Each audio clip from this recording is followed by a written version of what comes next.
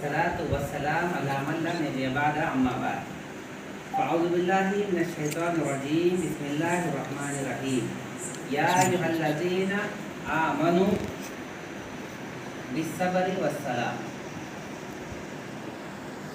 तमाम किस्म की तारीफ, तौसीफ, बड़ाई, किबरियाई, हम्द व सना उसी वहदहू ला शरीक के लिए लायक और ज़ेबा है जिसने लफ्ज़ कुन के ज़रिए दोनों जहां को बसाया।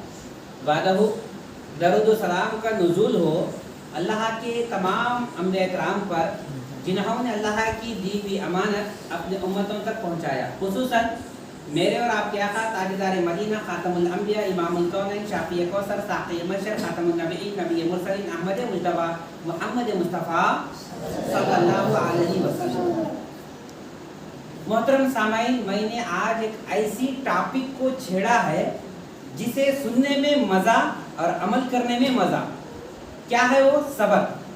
सबर की कोई अहमियत है इस्लाम के अंदर, सबर की कोई तारीफ है इस्लाम के अंदर, सबर का कोई मुकाम है इस्लाम के अंदर, सबर की कोई चीज़ अहमियत है हमारी ज़िंदगी के अंदर, तो उसको देखेंगे।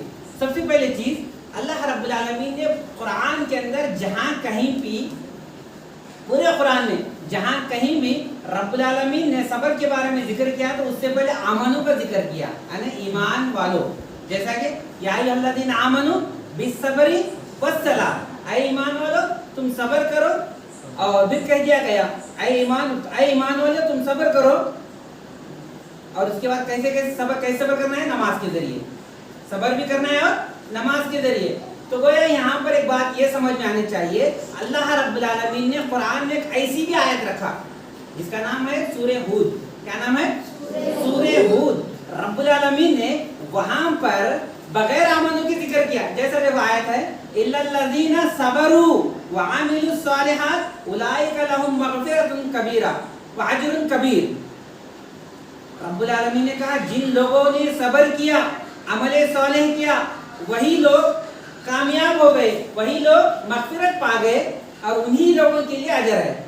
तो इससे एक बात का पता चलता है कि रब्बुल आलमीन ने सबसे पहले कुरान के अंदर जहाँ कहीं भी जिक्र किया था आमनू, उसके बाद फिर सबर। लेकिन यहाँ पर ये आयत, पहली आयत ऐसी है जिसके अंदर रब्बुल आलमीन ने सबसे पहले सबर का जिक्र किया। अब सबर का जिक्र किया तो सबर की कुछ ना कुछ अहमियत है। जैसा कि जरा हम डीप में जाएंगे तो बात समझ में आती। अब हम ये देखेंगे कि सबर करने वाले कहाँ से कहाँ तक थे। जैसा सूरतुल आराफ, अगर सूरतुल आराफ पढ़ लेंगे हम तो समझ में आएगा सबर क्या चीज है। सूरतुल आराफ में रब्बुल आलमीन ने फिरौन का जिक्र किया। कैसे? फिरौन का जिक्र इसलिए किया कि फिरौन मूसा अलैहिस्सलातु वस्सलाम के सामने पूरे जादूगरों को ठहरा करा और पूरे जादूगर ने इस्लाम को कबूल किया। पूरे जादूगरों ने कह दिया जो हम काम कर रहे थे ये हमारा काम ऐसे था, लेकिन जो काम था असल वो किसका था? मूसा का था। फौरन कह दिया कि मूसा अलैहिस्सलाम को हमने, मूसा अलैहिस्सलाम पर हमने ईमान को कबूल कर लिया, ईमान ला लिए। तो फिरौन को गुस्सा आया, कह दिया फिरौन ने, क्या कहा मालूम? फिरौन ने फौरन कहा मुझे यकीन है इस बात का। किस बात का? कि मुझे यकीन है इस बात का कि तुम लोग मूसा से मिले हुए हो, इसलिए तुम ऐसा कर रहे हो। तो गया मैं तुम्हें सजा कैसी खतरनाक दूंगा मालूम है?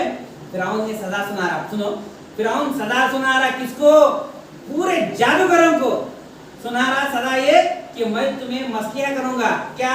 एक हाथ काटूंगा दायां हाथ तो फिर बायां पैर काटूंगा, और फिर बायां हाथ काटूंगा तो फिर दायां पैर काटूंगा, और फिर इसके अलावा खजूर के दरख्त पर तुम्हारी लाशों को लटका दूंगा, फांसी दूंगा।